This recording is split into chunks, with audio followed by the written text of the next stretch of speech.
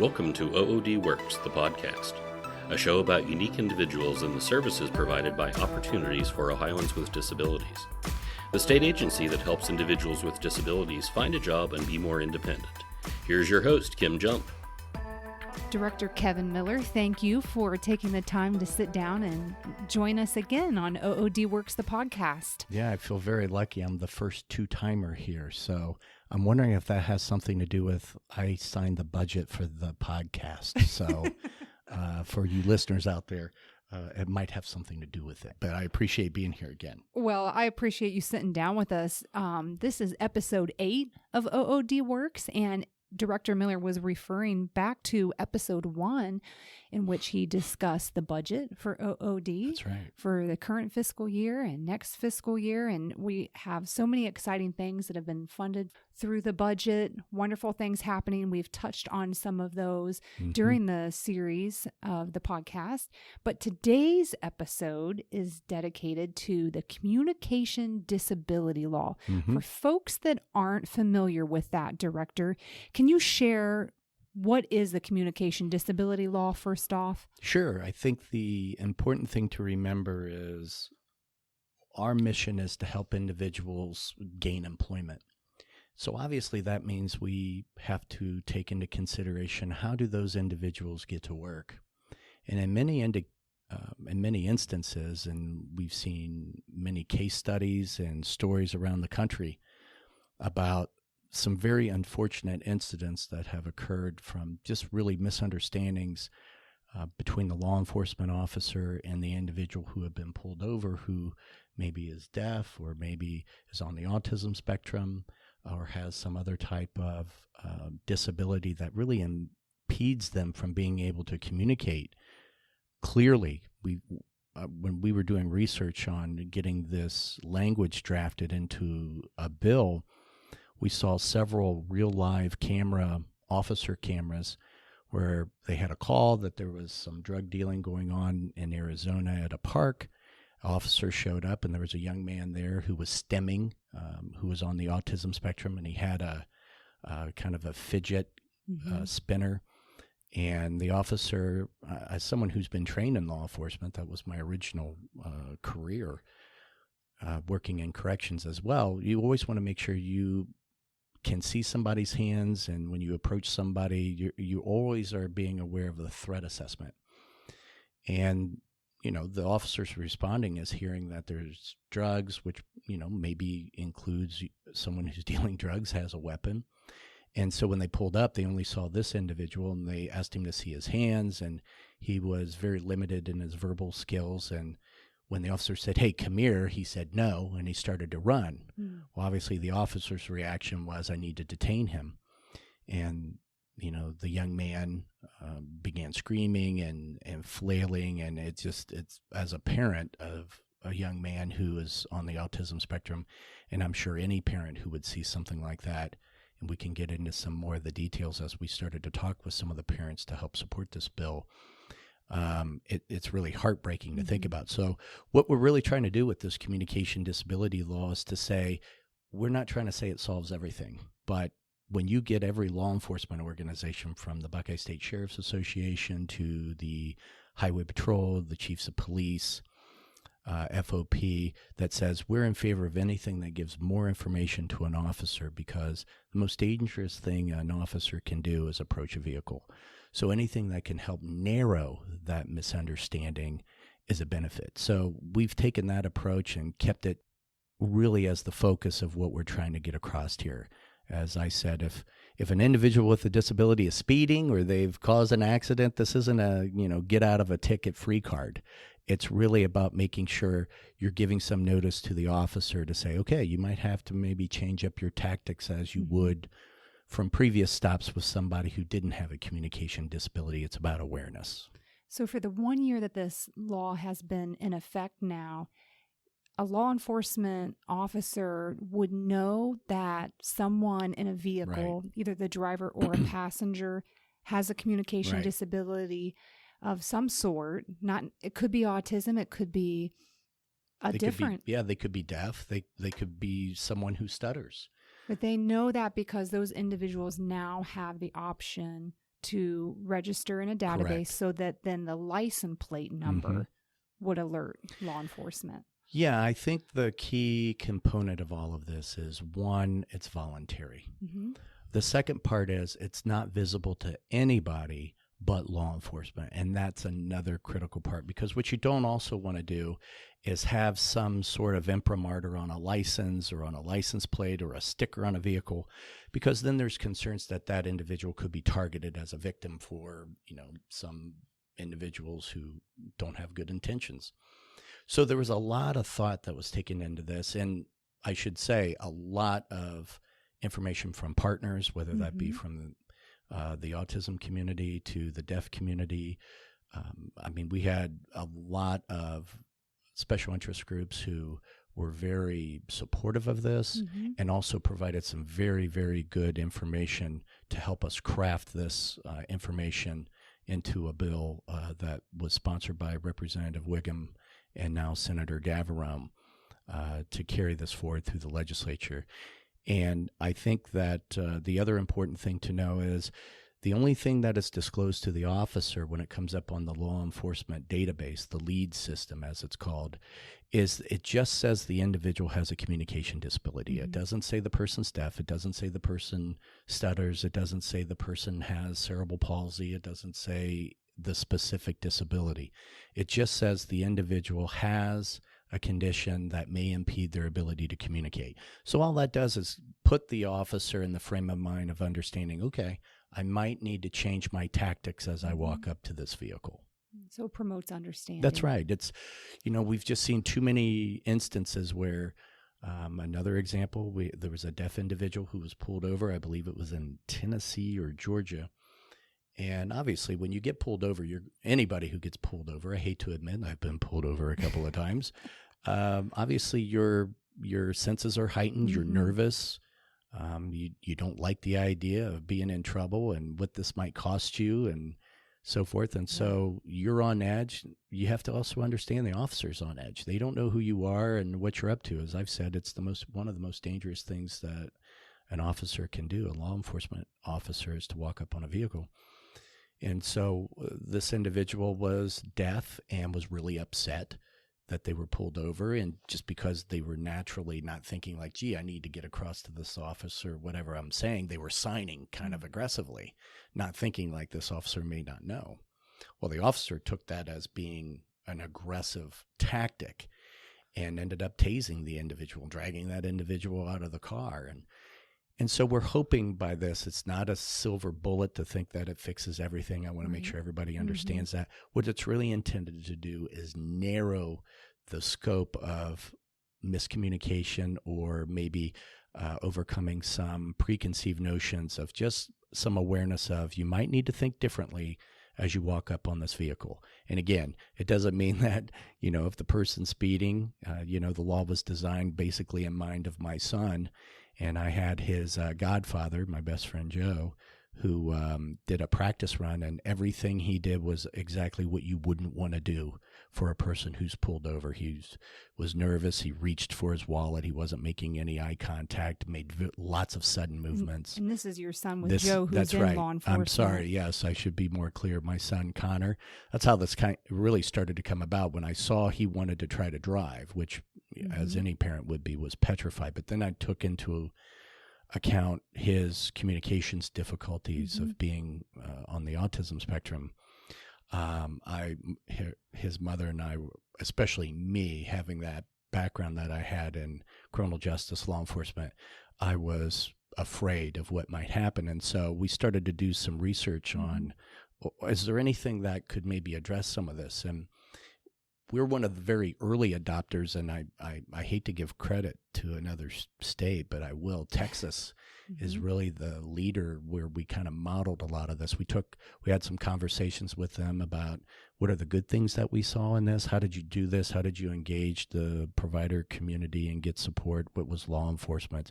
And thankfully, they had unanimous support as well. So they really gave a good blueprint model of how to approach something like this. And so we also added some things to it that made it better.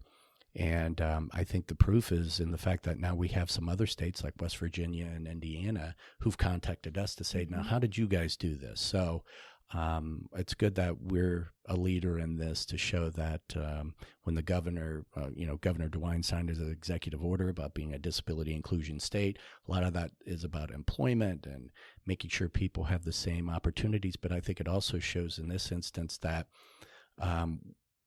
what are we doing to make sure we're training law enforcement, which we've done a video that as part of this communication disability law that all law enforcement, in fact, Miss Jump here helped put that together. And that was really the first step. That's because correct. Law enforcement needed to understand what the law was, what to expect on the LEADS Right. database in order then for us to help spread the message Right. to people that may want to take that step of enrolling. And it didn't hurt that it seemed like every law enforcement official we spoke with, Deputy John Scoden here in Delaware County, who's the chief deputy, he has a son with autism. We talked with some troopers who had family members who were on the autism spectrum. We talked to some chiefs of police who had family members who were deaf. So, law enforcement is also a reflection of the community they live in. Mm-hmm. So when they saw this, there wasn't a reaction of why this couldn't happen. It was like, oh, that makes sense. Mm-hmm. And so I think that was a huge benefit in this moving forward. So we did the training video for law enforcement. That started very early on this year. And it's now part of the training curriculum for the sheriff's departments across the state, also the troopers here with the Ohio Highway Patrol and other organizations who are part of the chiefs of police through the Peace Officer Training Academy. And we're now getting ready to release, here we are close to the end of November, we just did an unveiling with some of the stakeholders, as you know, Kim, who helped put this together. The second part of this video is now for the outwardly facing audience or the individuals who might benefit from this or the family members who, when they hear about this, say, hey, this might be a good thing. Doesn't mean it should be for everybody who has a disability. Right. It really means if you're in a vehicle and they can run a plate to make sure there's not a lot of miscommunication. But I always say also, when in doubt, it never hurts to go ahead and sign up for this. It's a great example of public policy partnership in motion that was passed unanimously by the House and the Senate here with the General Assembly. So I should make sure I thank them as well. Yeah, it's excellent. The process for someone then who has a communication disability or someone in their car that regularly rides with Right. them who has a communication disability, they then start the process by doing what? Well, the good news is we're always trying to make sure we look at things like this to say, how simple can we make it? Mm-hmm. And I think it is very simple. So all you need to do is you go to our website, which is ood.ohio.gov, and you will find a communication disability law button that you can press that will say verification form. And so when you click on that, you'll be able to download that in, and you'll be able to, it's type text, so you'll be able to type into that. Now, the key in this, I think, that is most important are a couple things, but I would say the first two that come to mind are you should list any license plate that this individual would be on. So, for example, my son's truck, his license plate's on there, but we also listed my vehicle and my wife's vehicle because he might be in one of those two vehicles or he might be driving one of those two vehicles. So whatever access that this individual may be in, it gives you several spaces there to list the other license plates. The second part that is extremely, extremely important, this can hold up the entire process, and you got to be very, very careful what you do with this, and I'll explain it more in detail, which is there's only 3 types of medical professionals who can sign this verification form. Okay. Again, it doesn't have the doctor or the psychologist or the psychiatrist. Those are the 3. So it can't be a nurse. It can't be a nurse practitioner. It can't be a physician's assistant. It has to be an MD, psychiatrist MD, or a psychologist. Those are folks who can actually be diagnosable. This is what's in the statute. They don't say what your disability is, but they're the ones that must sign it, and they have to list what their medical license is for verification. And all it would say is, yes, Kevin Miller is under my care. He has a condition that could impede his ability to communicate effectively. That's it. And so once that's signed, you can, one of three ways to get it to the Bureau of Motor Vehicles, who I want to take a second to say how important it's been, the leadership with public safety and the Bureau of Motor Vehicles to make this happen. You can send it by regular mail to the Ohio Bureau of Motor Vehicles, and you put attention remittance, DPU, and that's Post Office Box 16521, Columbus, Ohio 43216-6521. You can also send it by email at V as in Victor, I as in Indigo, S as in Sam, so it's VIS administration at DPS, which stands for Department of Public Safety, .ohio.gov, G-O-V. So you can send it via email at that address, or you could just take it to your local BMV that's nearby, and you can find your nearest location by going to bmv.ohio.gov. I think you could put your zip code in, and it'll tell you what's the closest one, and you can go there. There's no charge. What they'll do is they'll enter that into the database, and then the email that you list there will send a verification saying, yes, all the information checked out and you're now registered. And I think it's also important to say at any point in time, the individual could also be removed from the database by doing the same type of paperwork saying, and you check the box that says, I'd like to be removed for that. So it's really important that's how you know it's strictly voluntary.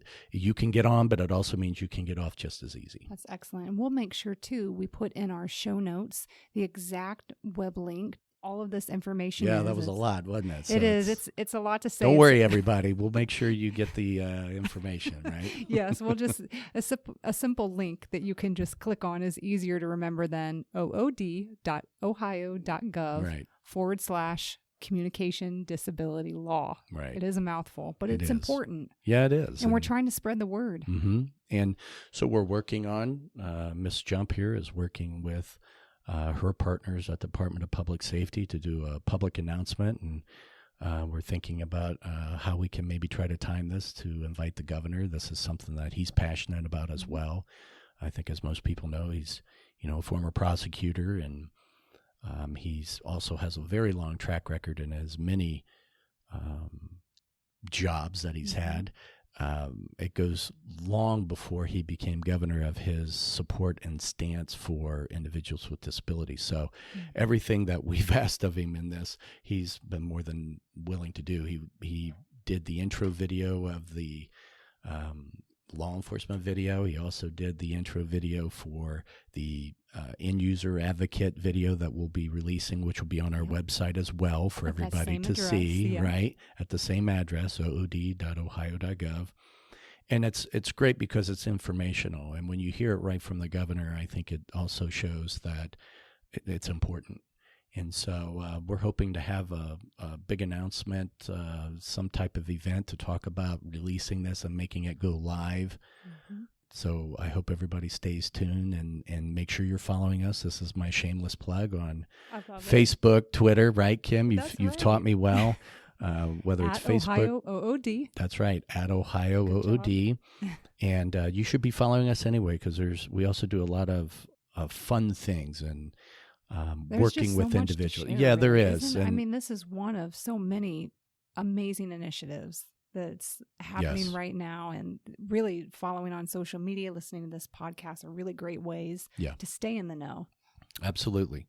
And so I highly encourage everybody to do that, more than just maybe hearing what the director has to say. I know I'm not a big draw, but the big thing that should be a big draw is when you see the type of work like this, where there's a law that can really help people, and it came from a place I can personally spout for as, the reason why it was like, we need to do this, and then seeing how many other people, and then being unanimously supported. Just shows that, it affects a lot of people and can really help a lot of people. Yeah. And that's our hope. And that's why we're trying to bring attention to the option to get registered. Right. And that's why I say, I mean, the more you know, the more the law enforcement knows, and it doesn't just have to be about the communication disability law, the more enlightened everybody can be. And so, here at OOD, as you know, Kim, I've really pushed the servant leader attitude. And so it's about how can we be of help, not about prestige or anything else. We need to make sure that we understand everything we do is for others. And I think that's my upbringing from my mother, and coming from a large family. It was about, everybody needs help, and some are just too prideful to ask for it. And so anything we can do in our entire organization, whether that be internally helping each other as partners and colleagues, to our provider community who's been very supportive in this, and we couldn't do it without them. It doesn't matter. We should make sure we're doing everything we can. So it's great to be here and talk about the law and the effect. I mean, when you look at, we didn't think there would be a huge tsunami, because it is a niche of what you're looking at to try to solve. It's really about someone who could be pulled over. In 2018, it started off with about 64 individual forms, which then would include about 157 plates. So as I mentioned, you can list multiple plates for each individual. And the law was only in effect for a couple of months last year, so that actually kind of was a decent start. I want to say it was like it was the beginning of September or late August when it went into effect. But then in 2019, we're already up 214 forms with 323 plates. So that doesn't even include anything we've been able to do, because it takes some time to market this, to put the videos together. And it's so, there's a lot of questions. I think people will look at this and say, well, how about if they do it for this? Or they should have thought about doing this. I mean, we've had everything from the conversations of people saying, well, it should be a different colored plate. And then people would say, no, we don't want them to be, spotted or targeted or whatever. Someone would say, well, you should have a card that is part of this with the driver's license. And I go, yeah, but it defeats the whole purpose if someone reaches for their driver's license and the law enforcement officer doesn't know what you're doing.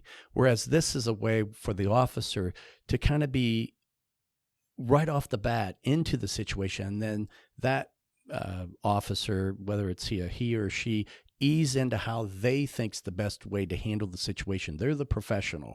So it's best to give them the information, not ram it down anybody's throat, whether that be the individual with a disability who's been pulled over or the law enforcement officer. Yeah, we had some great work and leadership from Ocala here.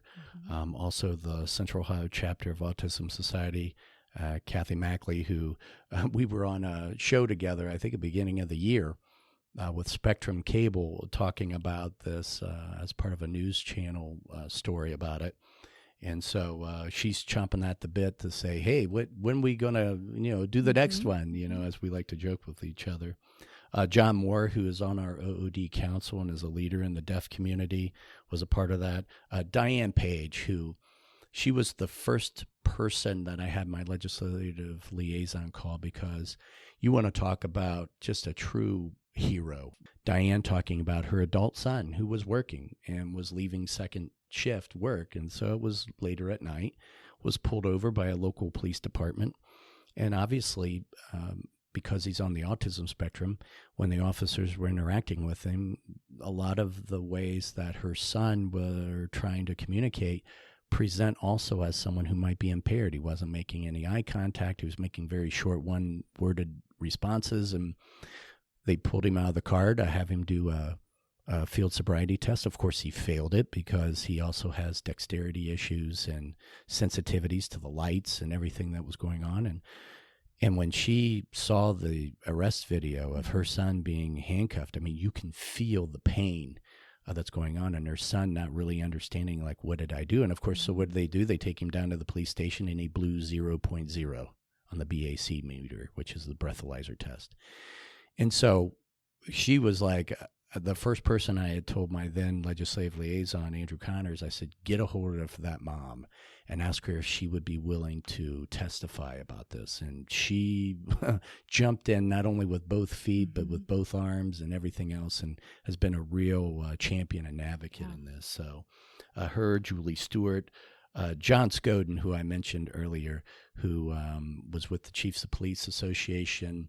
Was with the Westerville Police Department. He now took a job. He's the number 2 person in Delaware County Sheriff's Department, so he's the chief deputy there, has shown some tremendous leadership. He does some specific trainings on the side for law enforcement officials that is even a little more detailed. Yeah, you can't do something like this without a lot of support and a lot of help from a lot of people. And so we certainly appreciate that. And Director Miller, appreciate your leadership in this regard. Hey, it's talking with me about it today. You know, I when you said let's talk about this, and I think your words were, well, you don't even need any talking points because you were living it, and that's so true. And you're passionate about this. Oh yeah, I'm passionate about everything I do here with the organization. If you're not passionate about what you're trying to do, then you need to find what that passion is. You know, and mine came about completely out of the blue. And so it's hard to believe that from that place of pain and anger that I was at when my son was diagnosed has basically changed my entire life, my career, and the mindset of saying, what could I do to make sure the next dad maybe doesn't have to, see how bleak it is, because maybe there's other resources. So when you see something like this, you see what we're doing in the Ohio College to Careers program, or what we're doing with our transition support partnership. There's a lot of individuals with disabilities who have some opportunities that others before us even help blaze the path to. So it's always about trying to make sure you're paying it forward. A transcript of today's episode is available at ood.ohio.gov/podcast. Don't forget to subscribe and leave a rating and review. We're on social media at Ohio OOD. Do you have a disability? Do you want a job? We can help. oodworks.com.